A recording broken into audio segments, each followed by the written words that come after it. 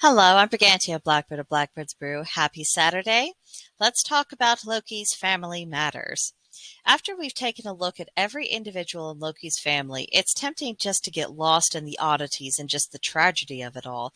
But if you have been following my Loki videos of almost a year now, you'll know that I am never content to just take things at face value. I'm not sure if Loki has the most children of all the gods of the Aesir, but certainly his family does seem to be larger than others, at least as far as the attestations go. Of course, none of the gods were strangers to the bedchamber or to the results of that activity, but not all of them seem to procreate as often as Loki did. We can only speculate as to the reasons for this, but my instinct tells me that Loki has a strong desire to create, in all senses of the term. Now, Sleipnir may have just been an accident of the circumstances, but I do think he actively wanted to become a father and have his other children.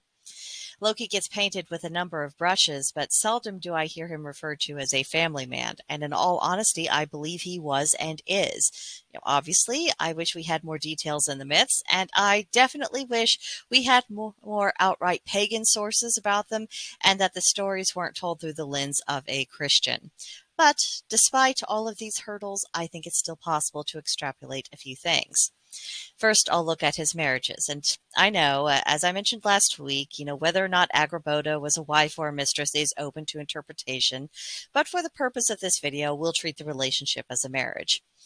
On the whole, and admittedly, further study may prove me wrong on this, but I do think that Agrabota and Sigyn were a part of Loki's life at different time periods, and that these were subsequent marriages, not concurrent and not a matter of infidelity. We know from reading the Lokasena that Loki takes quite a dim view of adultery, and certainly a even dimmer view of hypocrisy on that particular topic. It has been suggested by some that perhaps this was, old Snorri working his Christian worldview into the text, but that isn't necessarily the case. Christianity is far from the only religion that has valued faithfulness in marriage, and historically we know that Germanic tribes were indeed monogamous, and the Germanic and the Nordic tribes, they are very much from the same cultural stock, and certainly young girls, maidens were encouraged to essentially wait until marriage, or at least, there was an understanding that if, they had affairs and then there were children resulting, this causes a lot of economic problems, and all of this cultural norm was very firmly instilled before there was any contact with Christianity. So I think it's at least a possibility that Loki has been accurately presented as holding marriage vows as sacred, and his past affairs may have well occurred during times when he was not married or when he was younger, and through time came to place a greater value on marriage, as, sometimes many humans do as we get older.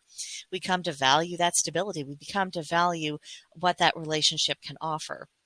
And of course, it may have been simply when he was married to Sigyn, because of her steadfast spirit, that his thinking was influenced about this. We don't know. I mean, this is just a few possibilities I'm tossing out. And personally, since I began working with Loki, he has actively encouraged me to be the best possible wife I can be, and to do everything within my power to make my marriage a good one, to really do my part to make it a success. That's not exactly the sort of advice you would expect if Loki was actually the sex-crazed maniac that some people have portrayed him to be. Now let's examine Loki's brood of children, and quite the variety pack they are too. But you take away a single one of those kids, and you find yourself lacking a vital component of Norse mythology. Each of them has a role to play, and without that role, the whole pattern of the story falls apart. I do think that the deeds that Loki is condemned for most in the lore had a great deal to do with the treatment of his children. He is an agent of change by nature, but when you combine that impulse and that job with the feelings of a father whose children were taken and put into difficult situations, if not outright destroyed, all based upon prophecy and not the result of their conduct, well, that's a situation that inevitably becomes explosive. And this also affects how I look at the idea of Ragnarok. Devastating though it may be, obviously matters needed to come to a head.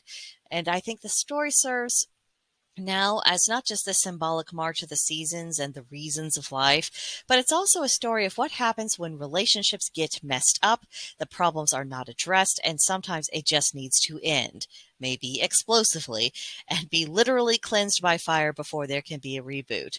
And after such a hard reset and realizing what made it happen and all of that wasn't worth it, it can become an opportunity to break old patterns and create a fresh start. And I think that's the ultimate lesson of the Norse mythos, whether it's within our personal lives or on a grand universal scale. When a disaster reaches the point where it is unavoidable, it's just going to happen. If you allow things to play out, and then once that disaster has passed, done its damage, you can move forward with greater wisdom than what you had before. And that's when you have your opportunity to build again. So there's a lot more that we could talk about with Loki's family, and I'm sure this is a subject that I will continue to come back to whenever I have some thoughts on the topic. But for now, let me know what you think. If you've been following along, with the videos about Loki's kids and about his wives, what thoughts have come into your mind? Let me know in the comments section, or come see us on Gilded, which is our brand new community server. You would be very welcome to join us there. I love a good conversation, so I would definitely be happy to see you. But that will do it for this video, and I will see you in the next one. Bye.